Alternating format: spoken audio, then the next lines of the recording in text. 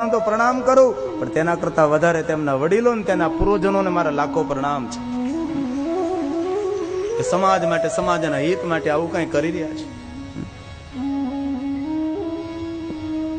જેના ઘરમાં દીકરીઓ છે એ ઘરને મારા પ્રણામ છે. એક પંક્તિ ગાઓ. દીકરી મારી લાડકવાઈ લક્ષ્મીનો અવતાર, દીકરી મારી લાડકવાઈ લક્ષ્મીનો અવતાર.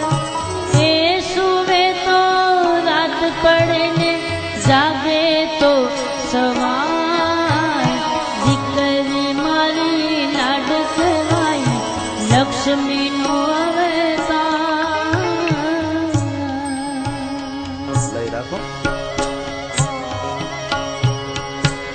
અમારી શિવ કથામાં રોજ માટે તો અમારી લાખો દીકરીઓ કથા સાંભળે, પણ મારી દીકરી કોઈ કથામાં નથી આવી, કારણ કે એ ભણતી હોય છે. અને આજ મારી દીકરી કથામાં આવી છે. અમદાવાદથી મેં બોલાવી, બેટા આવતો ખરી. બાકી તો લાખો દીકરીઓ કથા સાંભળે છે, કથા સાંભળીને માળા પકડે છે. આજે આવી છે, મેં કીધું આવતો ખરી. અને આવી અહીં આવ. વૈદેહી નામ વૈદેહી છે, એના માનમાં પંક્તિ ગાવ. બાકી તો રોજ કથામાં ગાવ છે. આધુનિક બાપ ધોતીઓ પહેરે, દીકરી પેન્ટ પહેરે.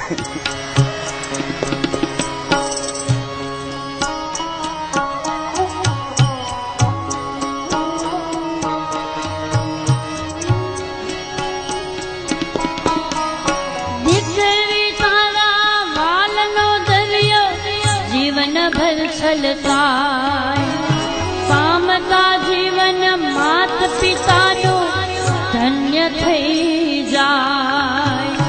દીકરી તારા વહાલનો દરિયો જીવન ભર છલકાય.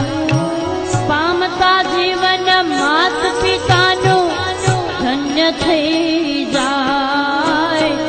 એક જ સ્મિત માં છલકે તારા મોતીડા હજાર.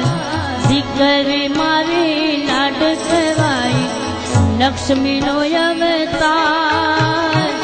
એ સુવે તો રાત પડે ને જાગે તો સવાર. દીકરી મારી લાડકવાઈ લક્ષ્મીનો અવતાર. દીકરી મારી લાડકવાઈ લક્ષ્મીનો અવતાર. એ સુવે તો રાત પડે ને જાગે તો સવાર. દીકરી મારી લાડકવાઈ લક્ષ્મીનો અવતાર. દીકરી મારી લાડકવાઈ.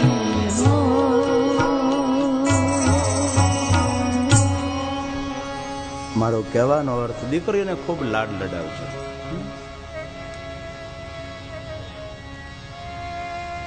અને દીકરી ક્યાં બાપને વાલી ન હોય. અને એટલું જરૂર યાદ રાખજો વડીલો, બાપને પ્રેમનો અહેસાસ કરાવનારું કોઈ પાત્ર હોય તો એ દીકરી છે. અને જે બાપને દીકરી ન હોય ને એ બાપ અધૂરો કહેવાય છે. એ પૂર્ણ બાપ નથી હોતો. બાપ પૂર્ણ ત્યારે થાય કે બાપને દીકરી હોય. તે દરેક કથામાં કહેતા રહું, દરેક પિતાઓને કે દીકરીઓનો ખૂબ લાડ લડાવજો.